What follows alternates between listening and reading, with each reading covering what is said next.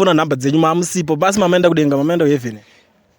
Normally nini ufa utanga wabhuka ukangofona tisingazivani zvaiwa hande right yekuti foni yangu inogona kuti ungotadza kutopinda even sometimes tiri vakawanda vanodaro but ichitotadza kuto right guys, tadzoka zvakare tine imwe nyaya yaProfit Madungwe. Vari kunzi vabuditsirwa zvinhu panze nalandlord. Munoti chinyaya What?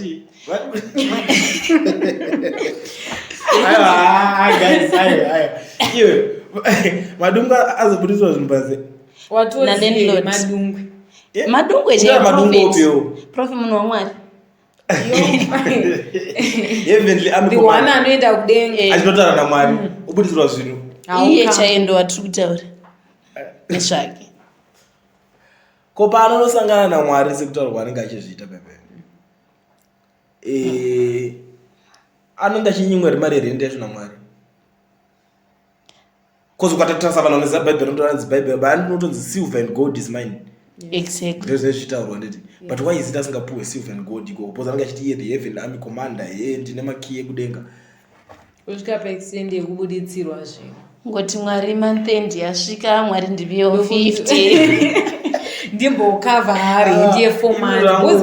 4 months adzidze kutamba nadzo guys usati wabhadhara mari yerent. Good 4 months. Kozi ukazona wabuditsirwa pakatoitika notice ka. Ainini zvangu pasina kuti Madungwe kana kuti chinchi. Mapastors emuZimbabwe kana kuti machinji vamwe wacho vanosimbe nungo chanzi chezo. Vadi kushanda. Kozi wona kunzi pastor kana kuti it's just a title. Hapana chinoshandisira. It doesn't mean kuti zvinhu zvese wakutopinda income nekuti unonzi pastor. Aiwaka. Unoona kuti right izvo kana achizviti prophet so whatever zvanozvidedza andanifanira kunge chechi yacho achiri nayo here. Saka manje unozviti saka manje achori pastor social media maybe. Alright, to cut the long story short, akapuwa ako na Madungwe na Chivayo. Munhu wese akazviona chipuwa ako. And chakaita atadze alright Chivayo offer ndinokupa ako. Anditi yes I have been commander. Akatadza kusumudza phone. Kuti vachivayo ndinotenda ndanzwa kuti mandipa ako. Andina income madii kuti mungonditengera kari kakombi ndise pa road. Kandipote kachindikesho kana $100 iwo ari kungopuwa vamwe. Mufanira kutarisenya kuti ndiProfit Mashweri kana kuti ari kutopenga zvake. Aiwa patapata kungotaura nyaya general pasina kufuna vanhingiriki. Kana kutaura already it's fine Chivayo yangu kuti chamanda ndiri kutengera apa kana usingadi ndakutotora zvinhu zvangu. Atanzeri kana ukatengesa otenga kombi kana kuti unoshandisa iko pachizva kantoka ashaya kana 20 kana 30 pazuva. Yekuti anokwanisa kuzvirarama echibhadhara rent.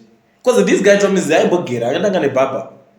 Saka chicha nitsa ipo. Uya anofanira nemari because munhu anombonogara here kudenga chimborova. Saka ndozvika pakuti 4 months asingabhadhari rent. Kana dzinenge dzitogara kana 4 yes 4 months 2468 saka which means ayabhadhara kana $200 rent. Saka anogona chiro chakana cottage. Anombogara nani? Ndakazotari mukadzi. Even though guys, even though. But I want to get for example gati tana mukadzi. Unoda here mukadzi wake. Ando mudibenzi ndo ndi.